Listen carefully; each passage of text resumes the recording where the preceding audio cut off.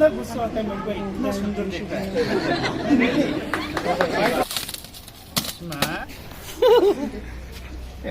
Oh my God! Wow!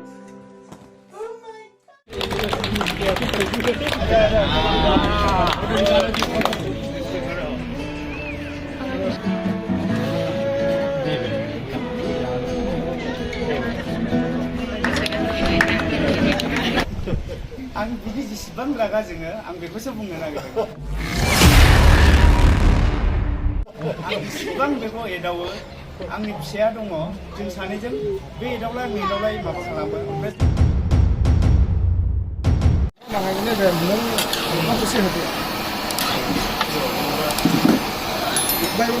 नङालानो सोलियालै Bangalore खाथिया जेब्लायबो बिनोसै नाय दानाय नै सान आरो सिटियावसो नै ओरैनाय नैबे मा बेंगलर सिटि कलेजनि गार्लस हस्टेल जोङो नोंनि मुङावनो जों ज' जानो हादों गोबां आलासिफोर आरो जोंनि गिर्जानि मानसिफोर जों बे खामानियाव जों बुथुमनो हादों जों नोंखौ हामबाय होनदों बे समाव दिनैनि आफाफोर जोंनि गासैबो हाबाफारिफोरखौ दिनैनि प्रग्रामखौ नोङो जाजेननायनिफ्राय लानानै जोबनायसिम नोङो दैदेनदों जों मिथिखादों हामबाय होननायजों नोङो जोंखौ बासायग्रा जिसुनि मुङाव बिबाय One song, Blessed Assurance, बोर होग्रा फोरबो जिसुआनो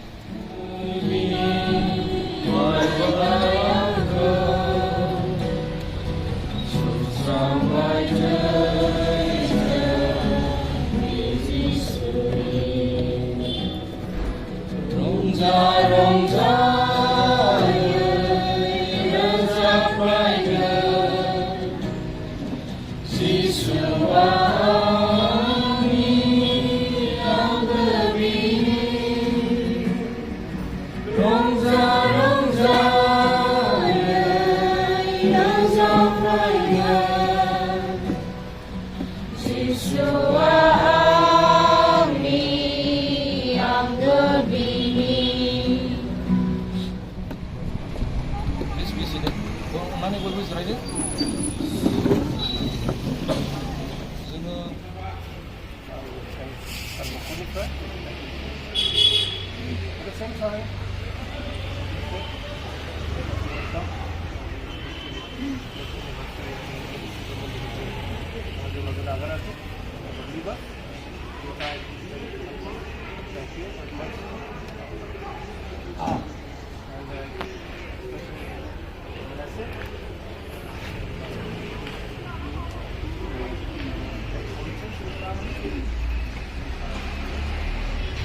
You'll do all the running to do the same.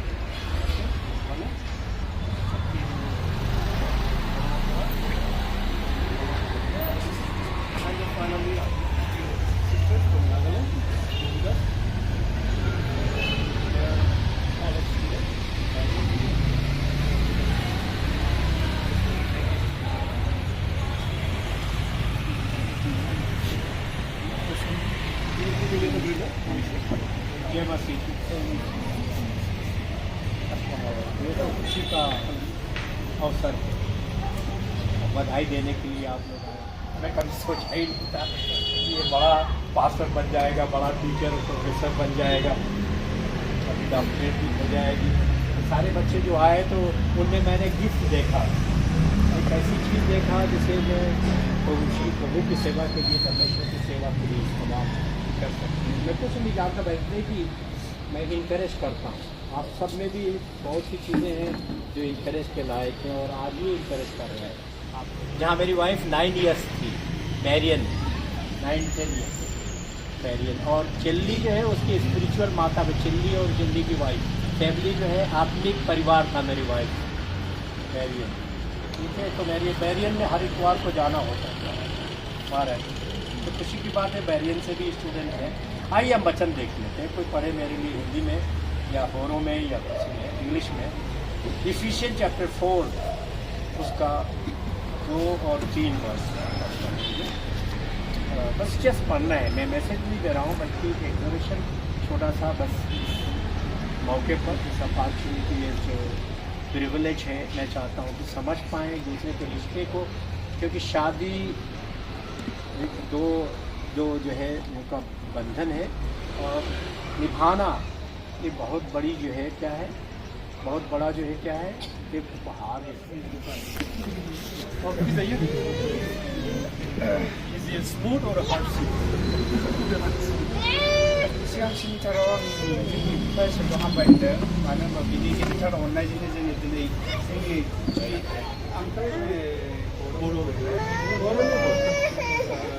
जोंनि जुवेलिया दिनैसिमाव इसोरनि अननायाव 18 इयार्स जाबोबाय। बिनि अननायजोंनो जों दा बेबायदिनो रंजा खुसियै जानानै दङ।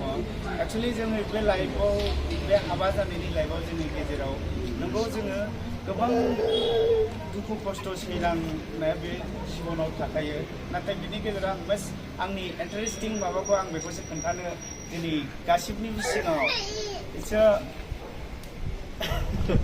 आं बिदि जेसेबां रागा जोङो आं बेखौसो बुंनो नागिरदों। आं जेसेबां बेखौ एदावो, आंनि फिसाया दङ, जों सानैजों बे एदावलाय माबा खालामो, ओमफ्राय जों जेसेबां रागा जोङो बे जोंखौ होसोयो, होमबा जों एदावसिनबाय थायो, ओमफ्राय बे जायजोंनो बेजोंनो जोंखौ बुहैनो नागिरो। बेनो आंनि मस्ट इन्टारेस्टिं माबा आरो आंनि माबायाव दिनैसिमबो आं बिनि रागा, जोंनि रागा ओरैनो फेमिलि हिसाबै जों जायो, न'खर हिसाबै जों जायो, खिन्थु आंनि जों 18 इयार्स एक्सपिरियेन्सआव जास्ट लाइक मिनिट्स जों बावगारलायो, सानैजों दसेनो बिफा बिमा बिदि जोंनि माबायाव फैलायो, जोंनि माबायाव आरो जोंनि लाइफआव। नोंगौ दसेयाव जोङो माबा मोनसेनि थाखाय जों दसेनो गावजों गाव नांलायलायनाय, अंकल मैंने बोला कि हम जितना भी रुचि माने गुस्सा होता है, इतना हम लोग लाके और मैं उसको वो भी गुस्सा दिलाता है, तो उसका चेहरा इतना अच्छा लगता है मेरे को। हम बोलता है आप जितना गुस्सा होता है मेरे को इतना सुंदर दिखता है। I used to say that people like the eye more than beautiful again. That's why I used to like always joking. बेनो आंनि माबायाव आरो 18 इयार्स एक्सपिरियेन्सआव दिनैसिमबो जाहाथे आंनि थाखाय जोंनि थाखाय आर'ज खालाम, जाहाथे जों आरो बै समफोरखौ मोनबाय थानो हायो इसोरनि अननायजों। जों जाहाथे बिदिनो जोंनि दुख सुखआव इसोरा जाहाथे जोंजों लोगोसे थायो आरो जोंनि नांगौखौ गथायो। मैंने बोला कि अंकल जाहाथे क्या बोलते हैं सो हम लोग भी प्यार करें, जाते हम लोग ऐसे मिलजुल के खुशी से हम लोग रह सकते हैं, सब हम लोग जॉब कर सकते हैं, जितना गुस्सा होता है इतना हम सुंदर देखते हैं। ये मेरा एक्चुअली हमारा BBC से भी आया, और लोग थैंक यू। लास्ट टाइम वो ग्रेट हेल्प किया हम लोग के लिए भी, और हमारा रिवाइवल सर्च के लिए हमारा ये है, सबको भी हम धन्यवाद देते हैं। आं बेखिनिखौ बुंनानै आंनि जोंनि बुंनांगौखौ दोनथ'बाय। Thank you. ये बेटा ये रख लेता हूँ।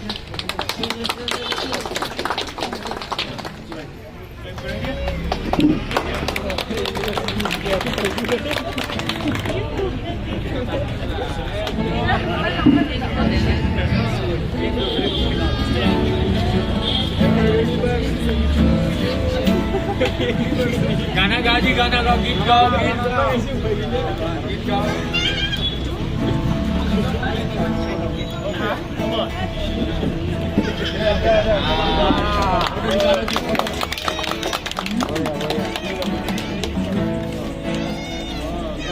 बीच में खड़ी, बीच में खड़ा हो।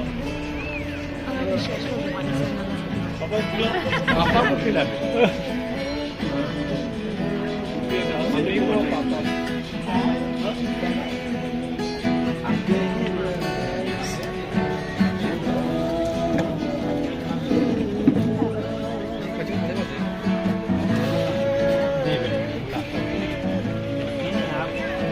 पापा ये खिलाना ये अंकल नहीं तो नहीं जानता है।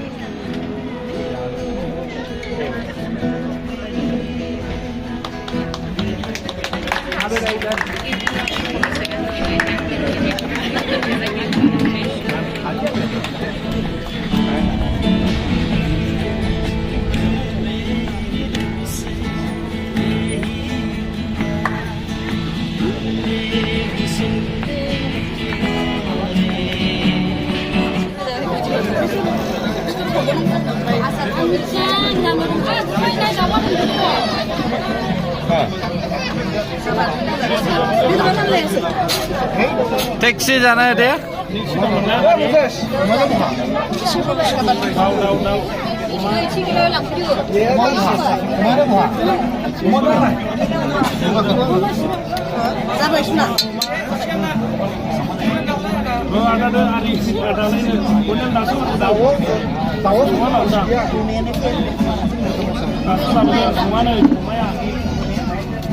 ओंख्रिया मा दङ सिस्टार अमा लाब्रा बाथोन ओमफ्राय आसार नै बानलुआ मा बाथोन बिलाय ना बाथोन ना बाथोन दे जादो होमबा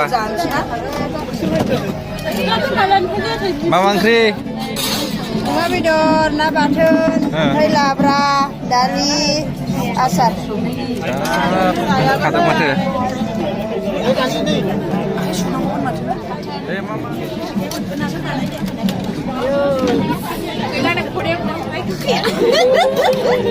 हाबानि जोनोम सानलाय गाइस एक्चुअली दिनै हाबानि जोनोम सान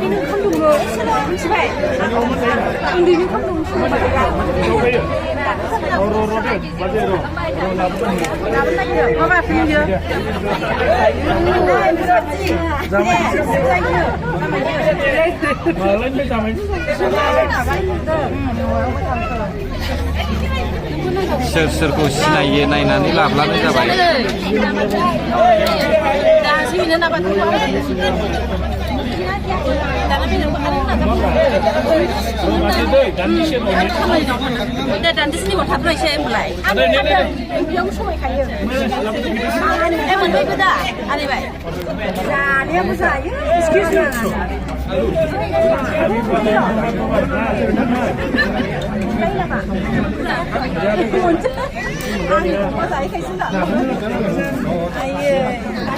साम'सो मोनलायबावबाय नोङो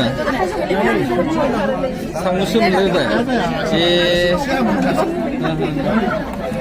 बेस्रा नै साम'जोंसो जानांदों आखाइया थिग जायाखैनो मा जादों दे औ ओमफ्राय मोजाङानो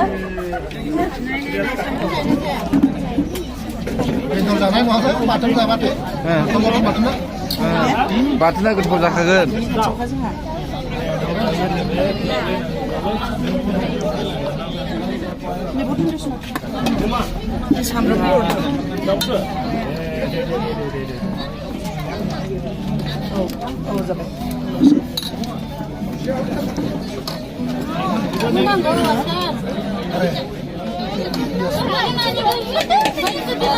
Nani pièce mà này hồn lắm. Pièce cái sắm ra. đi lại ăn mệt là lắm.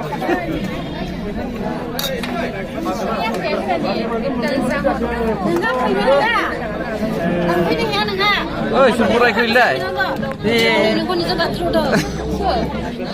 hả ơi 하싱 하싱 그죠 그죠 예 맞아 다 그만등시 응설라이 듣라래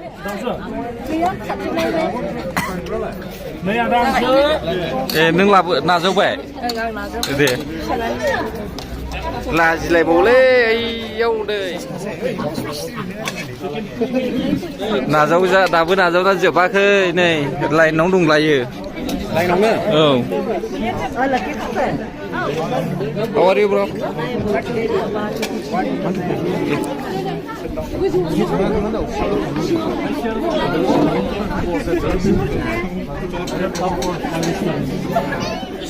खामानि मावनो जेनथेन सिगां जाग्रोजोब्बाय माथो सोलाय नै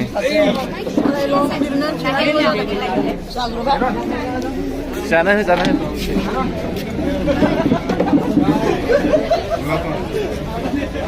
Enjoy uncle.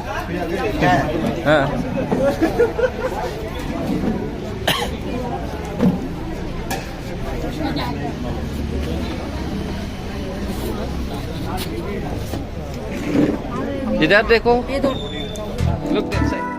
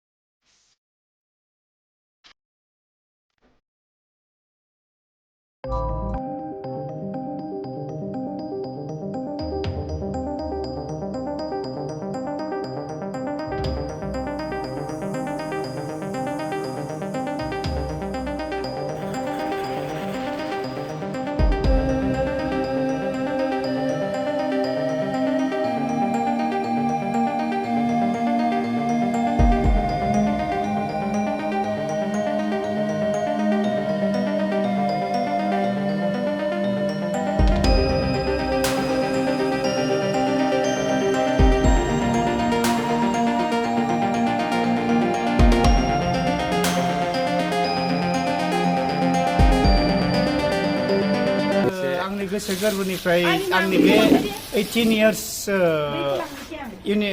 हाबानि सानखौ साक्सेसफुल जाहोनायफोर साफ्रोमखौबो हामबाय होनो आरो बेजों लोगोसे जायफोर आंनो बेबायदि गिफ्ट होफैबाय बिथांमोनखौबो गोसो गोरबोनिफ्राय जोबनो गैयै साबायखर जासिहरनाय थाबाय आं आरो आंनि न'खरनिफ्राय आंनि सायावनो आंनि गासैनिखौबो खुलुमनानै बेखिनियावनो दोनथ'नाय जाबाय गोजोन्थों। गोजोन्थों।